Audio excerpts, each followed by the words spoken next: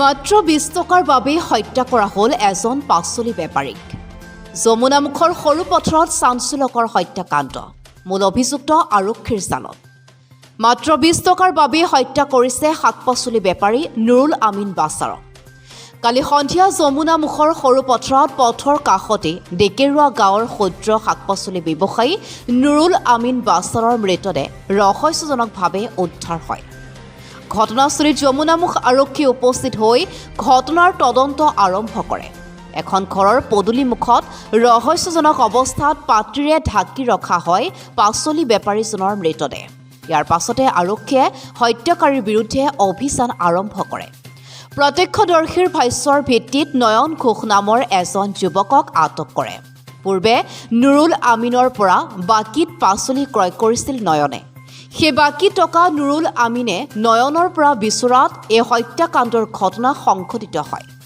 হত্যাকাণ্ডৰ কিছু সময়ৰ পাছতে অতি তৎপৰতাৰে অভিযুক্তক যমুনামুখৰ থানাৰ অচি বিজয় কৃষ্ণ দাসে গ্ৰেপ্তাৰ কৰে 4 লেনযুক্ত ৰাষ্ট্ৰীয় ঘাইপথৰ কাষৰ পৰা।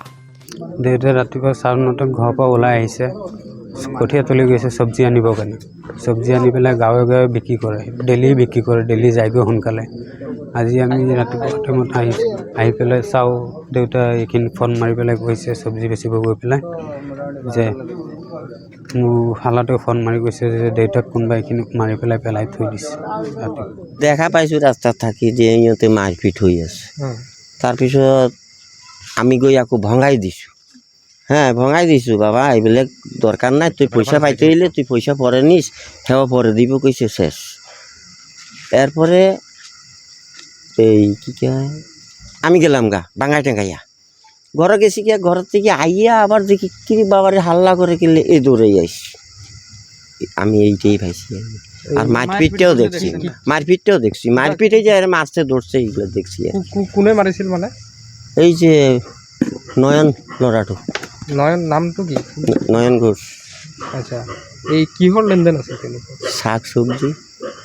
শাক সবজি বেচতো আর কি বস্তিত। আচ্ছা, এই পয়সাটা আর কি, এই পয়সা লইয়ে টকা। কিমান টকা পায়? 20 টাকা নি না 50 টাকা এটা কইতে পারি। এই পইচাটো কোনে পাচলি ব্যৱসায়ীজনে পায়? ব্যৱসায়ীজনে পায়। তেওঁ বিচৰত নেকি এই ঘটনাটো হ'ল? এই ঘটনাই তীব্ৰ চাঞ্চল্যৰ সৃষ্টি কৰিছে যমুনামুখত।